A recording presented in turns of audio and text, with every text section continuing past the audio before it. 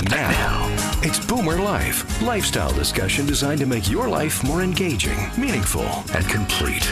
Celebrating the baby boomer generation, this is Boomer Life on CIL 650. How much is that doggy in the window? The one with the waggly tail. I can actually remember singing along to that song when I was about 5 years old, driving in the car with my mom and my dad. That's Patty Page and That Doggy in the Window. Welcome to Boomer Life here on CIL 650. What's with the doggy in the window song? Well, it's about time we talked pets again on Boomer Life, and it's a real pleasure to welcome Rhonda Hebert to the program. Rhonda is the Grand Fromage, the big cheese, the owner of Pampered Pets Ultrasonic, with locations all over British Columbia. Hello, welcome to Boomer Life. Thank you for having me, Sterling. It's a pleasure to be here. Do you remember that song from you were a little kid? I do. And That Doggy in the Window is priceless. Yeah, it's a great song, too. And, of course, for a little kid, it's so easy to, the words were easy as all get out to remember. And it just makes you happy. Absolutely. And so do pets. Pets make people happy. Pampered Pets Ultrasonic is the 2015 version of an idea that began in Delta back a few years ago in 2009 under a slightly different name. Tell us the story, Rhonda. I opened a grooming salon called Pampered Pets Grooming and Care. Okay. And I emphasized the and care part because I knew that I wanted it to grow into something more.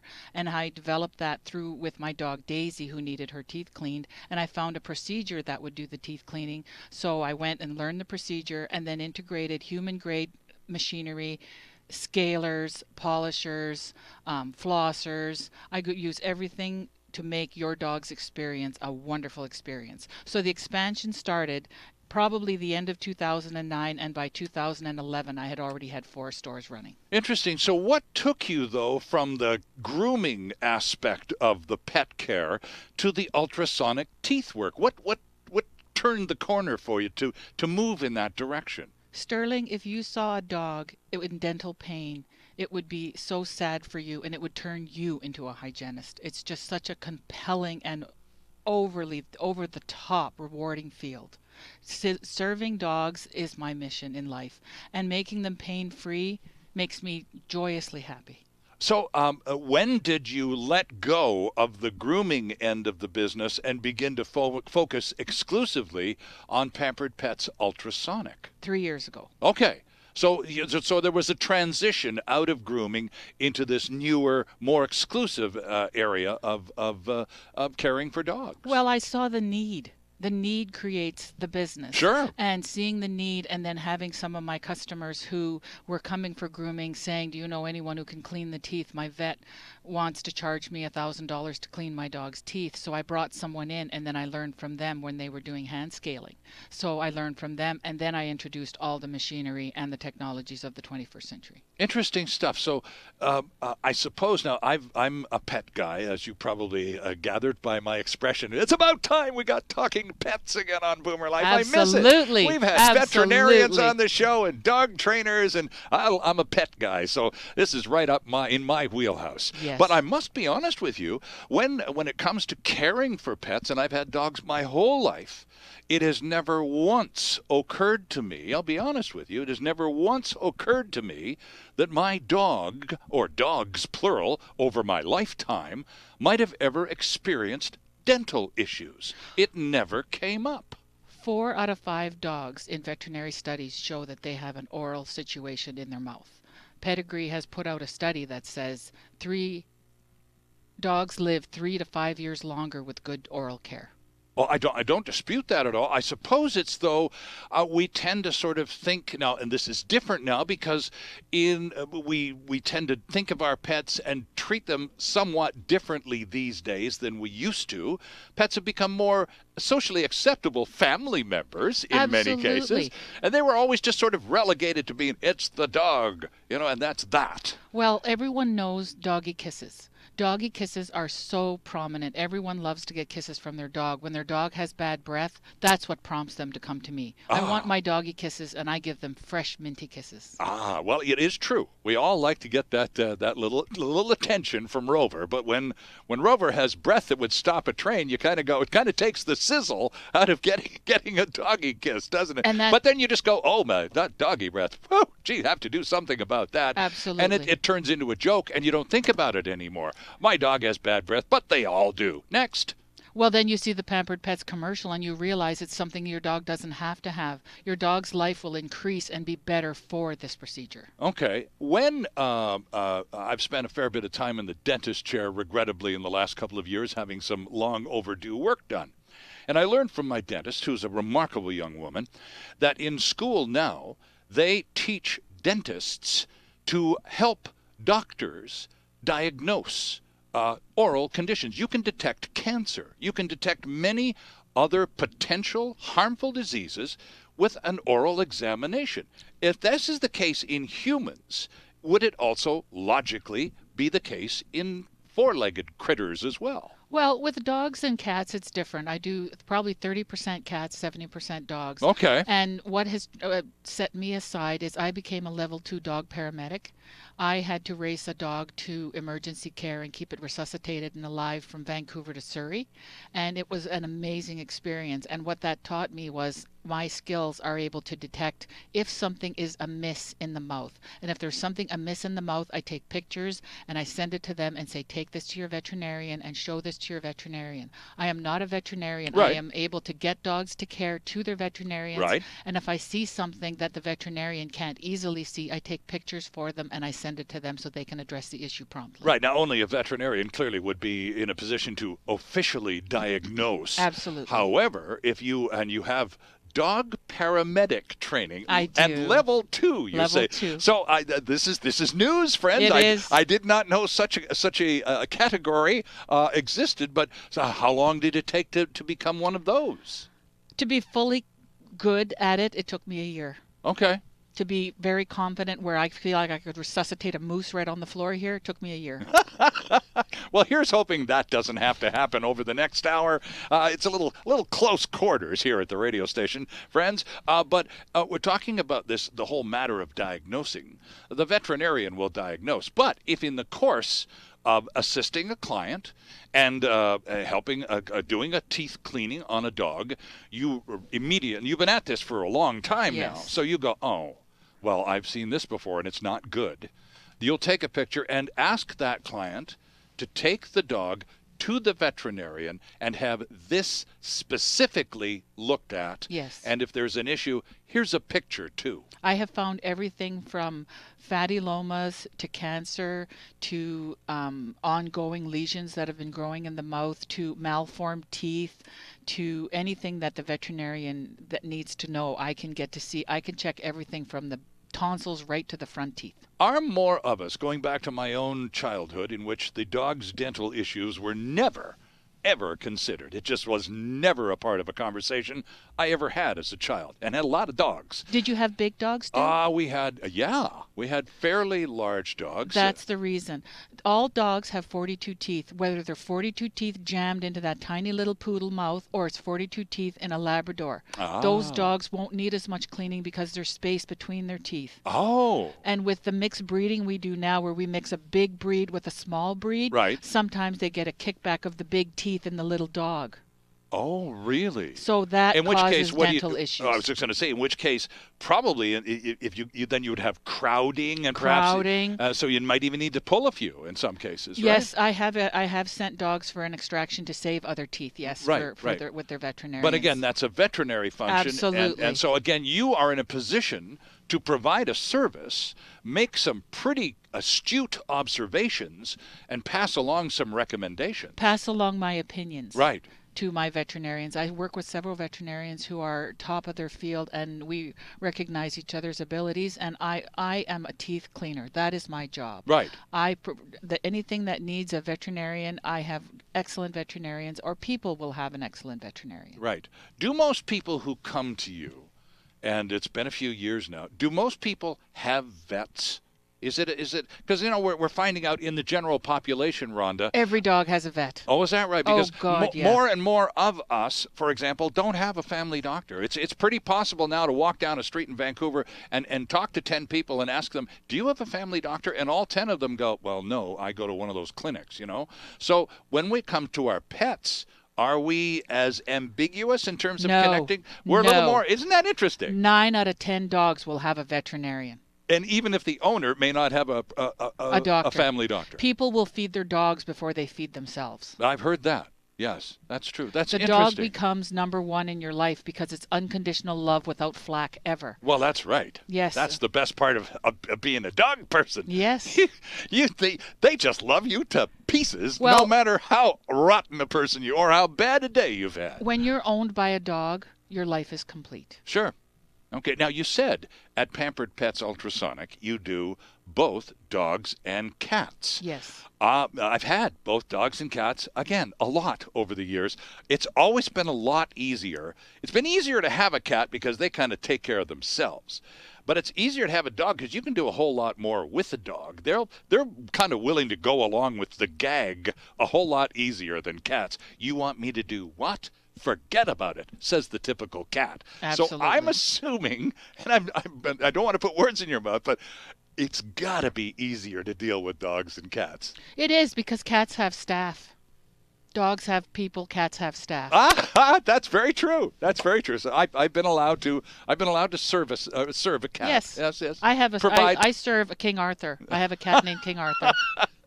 I serve King Arthur. And so I would imagine, just based on that, but put up a bit more of a physical protest when asked to have their mouths open and their teeth examined. They do, but I used all kinds of different techniques to calm your pet. I use Tellington touch. I use wrap therapy. I do pressure point therapy. I do heart-to-heart bonding, just like you do with a newborn baby before I clean their teeth. Wow. I get that dog in tune with my heartbeat, my body, me. I sit there and kiss it and pet it until it's ready. Right. I make that dog ready, and I teach it little doggy dental manners. Oh, okay. And all the nice things that you can't do with a cat. Yes. And the nice thing is I teach this so that the parents, when they go home with some topical agent or something that they have to give to the dog, right. I teach them how to do that. And in dogs with crowded teeth, I teach them how to brush their teeth. It's so important that I have on my website, the first thing you see is how to floss your dog's teeth. Oh, okay. Okay, and that website, by the way, is PamperedPetsUltrasonic.com. All one, very long word. Yes. PamperedPetsUltrasonic.com. And learn how to brush and floss your dog's teeth. But in all of these methods and techniques that you talk about, there is one approach that you do not employ, and that's sedation. Never. Okay, now that's the big difference here. Yes. Because in a lot of situations, your dog needs a little attention, Sterling, but he's a big critter, and I don't want to get my hand bitten off. So you just bring him around to the office, and we'll put him under, and we'll fix his teeth for you, and then you can come back in a few hours, and he'll be awake, and he'll be happy to see you. And so why don't you sedate dogs? Because I don't like the groggy doggy. Oh. It's just that simple. It's that simple. Anesthetic is hard on anyone. That's true. They say people, it's absolutely true. If you can avoid an anesthetic in a procedure, they say avoid it. Now, obviously, in some cases, you need them. But if you've ever watched a dog coming out of anesthetic, it is pathetic. It is. It is awful. It's heart-wrenching. Yeah. When I have to have a dog go for surgery, I go with that dog. I hold its paw through the whole thing, and I wake it up. I slowly massage it. I wake that dog up so it has a calm wakening.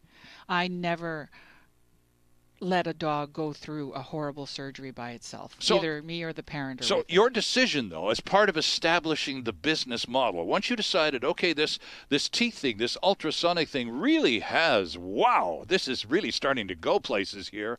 Maybe we should pursue that a little more aggressively and let the grooming and the other stuff start to fall away. But you made the decision at that time then, Rhonda, under no circumstances will sedation ever be included in what we do. I decided that because of driving Miss Daisy, my dog. She is the inspiration for this because she had a collapsed trachea and could never be sedated. Oh. And had to have her teeth cleaned, and it became a major issue. She started losing teeth and her health was being affected. So that's how this all started. So the love of dogs and our people love of dogs is what drives us. Well, there's no question about people and love of dogs, but it's just you've chosen a path that clearly for which there is a great need. You have 30 locations and growing. Yes.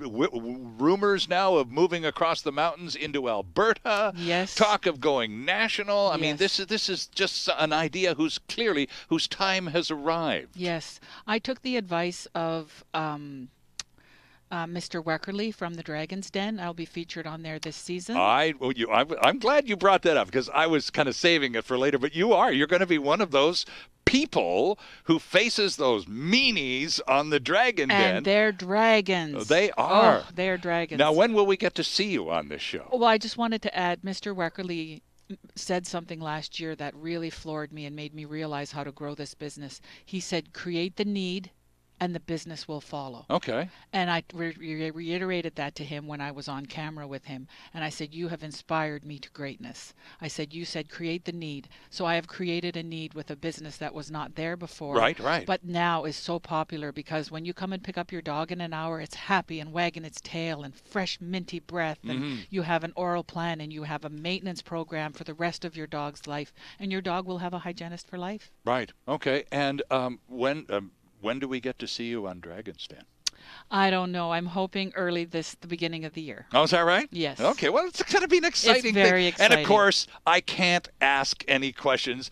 Rhonda is sworn to secrecy, and I'm not even allowed to ask. But I'll be watching. Yes. Come, what is it, Dental Month, Dental right? Month. February is National Veterinarian Dental Month. Okay. That is one of my busiest months because people go in and here all they need is a teeth cleaning. Right. And then people go, well, why do we have to sedate now? We have another option. So what I want is to gain awareness to everyone that this is an option for them. I would think also, again, just from a looking in the window from the street kind of perspective, Rhonda, this got to be less expensive. If you're not going to have your dog sedated, as in knocked out, perhaps even for an overnight stay, certainly for a few hours, but you're going to have all the teeth work, all the teeth cleaning done. Well, minus the sedation, it's probably going to be minus more than a few dollars, too, isn't it? Quite a few dollars, sir. I've had quotes up to $2,000. For the whole sedation program? For the whole sedation program and extractions and a dental cleaning. I had one dog go in for one tooth and it was $1,900. Holy smokes.